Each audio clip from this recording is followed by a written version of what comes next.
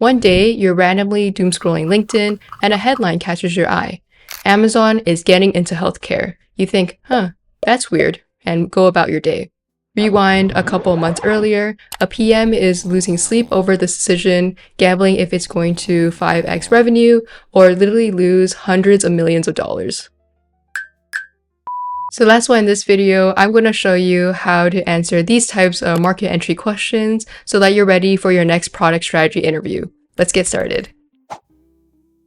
So what exactly are market entry questions? These are product decision questions that ask if a company should enter a new market or build a new product suite. Some examples include, should Uber enter the e-scooter space in San Francisco? Should Slack enter the education market? Or should Amazon enter the smartphone market? The most common mistake candidates make is jumping straight to a yes or no answer and listing a handful of unprioritized reasons off the top of their head.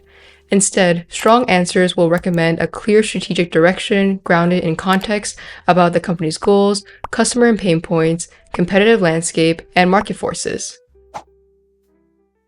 With that in mind, let's walk through how to answer a market entry question using a well-known example. Should Google enter the furniture market? To answer this, I'll use a simple 3-step framework. Number 1, ask clarifying questions. Number 2, analyze the context. And number 3, using that context, recommend a strategic decision that will move the company forward.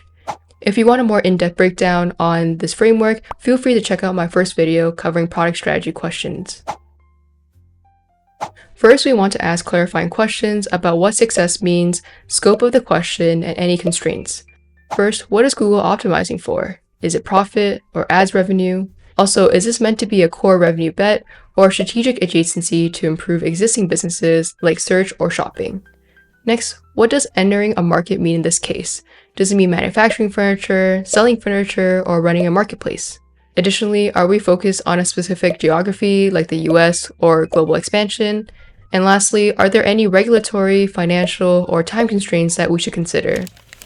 Once again, product strategy questions are meant to be open-ended, so it's likely that the interviewer doesn't answer in detail to your questions. To figure out what to prioritize, we'll move on to the next step, which is to analyze the context of this question, which includes the company positioning, customer and their pain points, competitive landscape, and market forces. In this section, we want to cover the company's mission and strategy, market size and TAM, strengths and weaknesses. First, let's look at the company's mission and strategy. Google's mission is commitment to significantly improving the lives of as many people as possible, guided by principles like user protection, responsible AI, opportunity for all, social impact, and building for everyone. Then we want to talk about the business model and revenue drivers. Google runs a platform business built around free products people use every day, like the search engine, Google Maps, YouTube, and Gmail. These products put Google in front of users at key decision moments, such as when they're researching products, comparing options, or deciding what to do next. For example, when someone searches for best couch for small apartments, Google surfaces relevant retailers, reviews, and comparison articles, helping users narrow down options and make a decision. Google makes money by monetizing these decision moments through advertising, helping businesses reach users when they're most likely to take action, rather than by manufacturing and selling the products themselves. Beyond ads, Google also earns revenue from subscriptions and enterprise software. These are high-margin businesses that Google can directly control, and it also helps diversify revenue by reducing reliance on advertising alone. Next, I want to do a quick sanity check on the furniture market size to see if this is something that Google should even invest in. I'll do some quick high-level math to understand whether the opportunity is meaningfully large. Globally, there are roughly 8 billion people, which translates to about 2 billion households if on average there are about 4 people per household. Furniture is a durable product, but people don't buy it just once. Purchases usually happen when people move, renovate, replace items, or set up new spaces, so I'll conservatively assume that about 10% of households make a meaningful furniture purchase in a given year. That gives us roughly 200 million buying households annually. If the average spend per buying household is around $2,000 per year, that puts consumer furniture spend at about $400 billion annually. On top of that, there's commercial demand from offices, hotels, schools, restaurants, and more. If we conservatively estimate that commercial furniture adds another 50% on top of consumer spend, the total global furniture market comes out to roughly $600 billion per year. If Google were to capture just 5% of that market, that's about $30 billion in annual revenue potential. The takeaway here is that the furniture market is large, stable, and big enough that even a small share could move the needle for a company like Google. Now that we have established the market is large enough to be worth considering, the next question is whether Google is well positioned to win. To answer that, let's look at Google's strengths and weaknesses and how that applies to the furniture market. Google's first strength is discovery. Google is already the trusted starting point when people look for furniture ideas, retailer reviews, and pricing. Oftentimes, furniture purchases begin with a search, and Google owns that moment. Second is depth of user data. Google captures rich signals as users research, compare options, and narrow their choices. This allows Google to surface highly relevant results and personalized recommendations throughout the decision process. Next, we have ecosystem reach. Products like Search, Maps, YouTube, and Google Shopping give Google multiple entry points into the furniture discovery journey, from inspiration to comparison to local availability. And lastly, we have existing retailer relationships. Google already works closely with furniture sellers through ads, product listings, and shopping integrations, which lowers the barrier to participation and makes it easier to bring supply onto the platform. However, to fully evaluate this opportunity to enter the market, we also need to look at Google's weaknesses in the furniture market. The first weakness of Google entering the furniture market is limited experience and success with physical retail operations. Google has historically struggled in ventures that require owning inventory, managing fulfillment, returns, and providing customer support at scale. For example, Google Express began as a delivery service where Google coordinated inventory, logistics, returns, and customer service with retail partners. Over time, this investment proved to be operationally complex and low margin, so Google shut it down and repositioned this effort as Google Shopping, focusing on discovery and referrals rather than owning logistics. The second weakness of Google entering a new market is opportunity costs. Entering the furniture market would require significant investment in a low-margin, operationally heavy business. This would divert attention and capital away from higher leverage areas where Google already has strong momentum and competitive advantage. For example, Google is investing billions of dollars into AI and cloud infrastructure, including data centers, custom compute, and model development, making these areas some of its highest priority bets. Now that we've covered the company context, the next step is to shift our focus to the customer.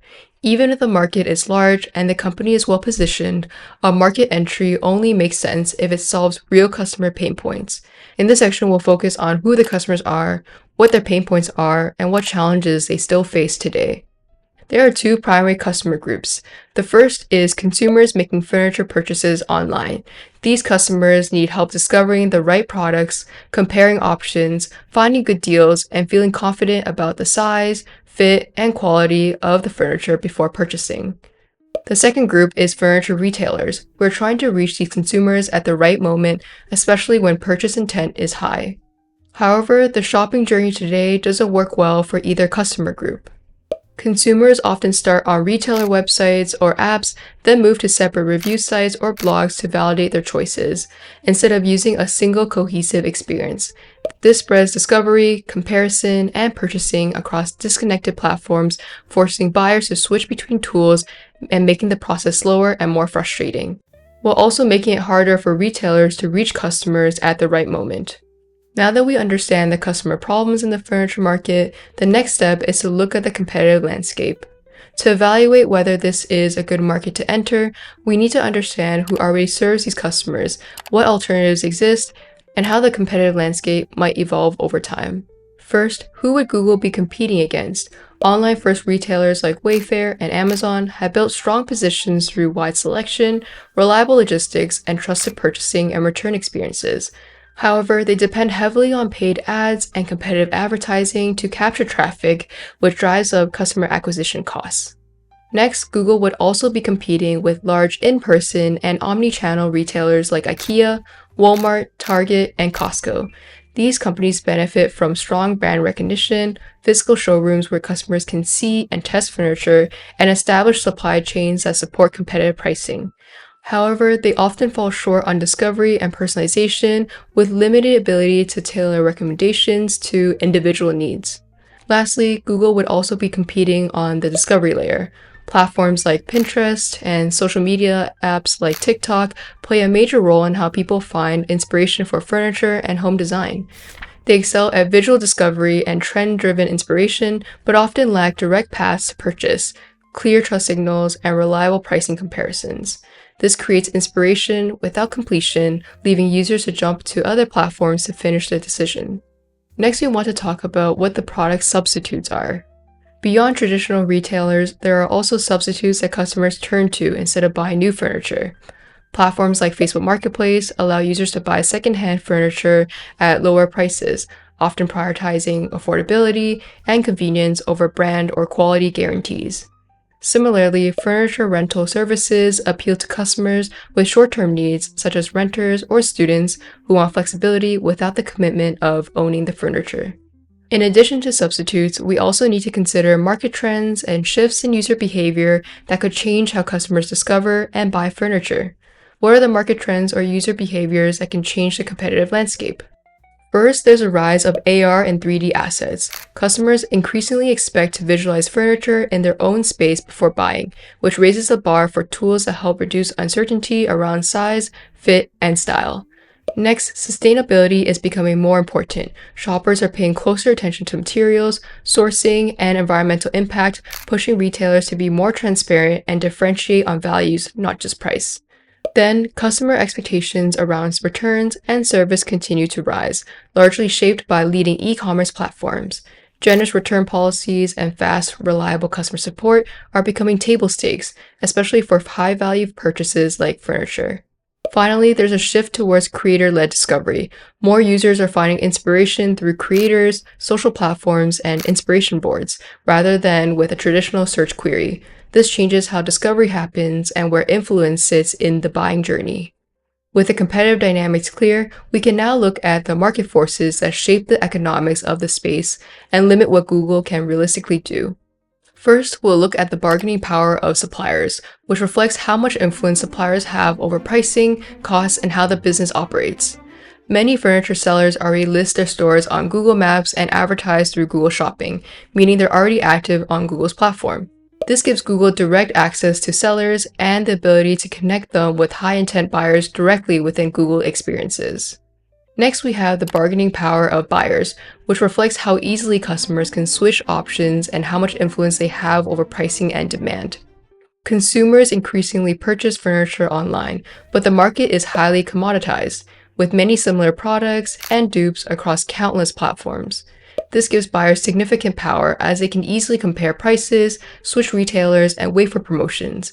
As a result, buyers face choice overload rather than lack of options, making discovery and decision-making the primary challenge rather than access. Then we want to consider the threat of new entrants, which looks at how easy or difficult it is for companies to enter the market and compete at scale. While it's easy to start an online storefront, competing at scale is difficult. This creates a higher barrier to entry, meaning fewer serious new competitors at the scale Google would potentially invest in. Finally, we need to consider the cost to enter, which depends heavily on whether Google chooses to operate as a physical retailer or as a platform solution. First, let's estimate the cost to enter the furniture market as a physical retailer. As mentioned earlier, the total addressable market for furniture sales is roughly $600 billion annually. If we assume the average furniture item costs around $500, that implies about 1.2 billion furniture pieces sold each year. If Google chooses to manufacture and sell furniture directly, even capturing just 1% of unit volume would mean selling about 12 million pieces per year. At an estimated $300 per unit in manufacturing costs, that alone would amount to $3.6 billion in production costs annually. On top of that, inventory management, warehousing, and shipping could easily add another $100 per unit, or roughly $1.2 billion per year. To run these operations, we can add a team of 40 people, and let's say on average paying them $100K each, that's another $4 million annually. Altogether, this becomes a multi-billion-dollar, operationally heavy business with lower margins compared to Google's core business models. On the other hand, if Google avoided owning inventory and logistics, the cost structure would be very different. Instead, it could just focus on software-driven solutions like discovery, comparison, and connecting buyers with sellers. The primary investment would be a team to manage the software, which we can estimate at roughly 20 people, paying them $200K a year, which will equal to $4 million annually. This approach is way cheaper and better aligned with Google's existing strengths. And lastly, with all this context in mind, we can present a recommendation. A strong recommendation should clearly cover 3 things. Why is this the right direction given the context, the new challenges we're accepting and how we mitigate them, and lastly, how would we go about executing this recommendation? Google should enter the furniture market as a furniture planning companion that uses Gemini, search, images, and YouTube to combine mood, inspiration, and real-world product data into personalized recommendations that tell users what fits their space, budget, and lifestyle before they purchase furniture. This direction leverages what Google already does best, capturing intent through search, shaping preferences through YouTube, and applying Gemini to synthesize fragmented data into clear guidance. It aligns with growing user behavior towards inspiration-led planning, creator influence, and visual decision-making, while avoiding the operational risks of selling physical goods. With a $600 billion global furniture market and rising complexity in online purchasing, this approach lets Google insert itself earlier in the decision journey, monetize more for these high-intent moments, and charge for premium tools to retailers to help consumers make decisions. This solution addresses a core market gap we identified. People want help planning their homes, not just browsing products. And of course, this recommendation isn't without trade-offs. Let's look at the key challenges we'd be accepting and the guardrails we need to mitigate them. The first challenge is trust. As Google aggregates listings and monetizes high-intent traffic, users may start to question whether results are influenced by ads or partnerships. To mitigate this, Google should clearly separate organic and sponsored results, be transparent about ranking principles, and continue optimizing for long-term user satisfaction rather than short-term revenue. The second challenge is making sure Google actually gets paid for the value it creates. Google could help users research, compare, and decide what to buy, but if the purchase happens on a retailer site, most of the revenue goes to the retailer, not Google.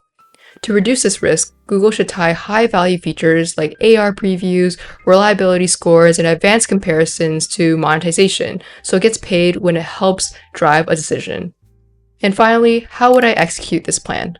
Since this is primarily a software and research initiative, Google should build the core experience in-house and roll it out in a phased, low-risk way.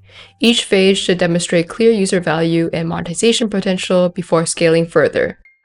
First, start where Google already wins. Launch directly within existing surfaces like Search, YouTube, and Gemini, focusing on a small set of high-intent furniture categories. This minimizes distribution risk and leverages existing user behavior. Next, monetize incrementally. Introduce premium features only after strong engagement is proven. This could include high-intent placements, advanced planning insights, and deeper retail integrations that clearly improve conversion. And finally, scale selectively through partnerships or acquisitions if needed. If advanced AR, 3D, or spatial capabilities become critical and faster to acquire than build, Google can look to either partner with or acquire other companies. These capabilities can then be used across other Google products like Maps, compounding the return on investment. And that's it for this video. I hope it was helpful in showing you how to answer the market entry question.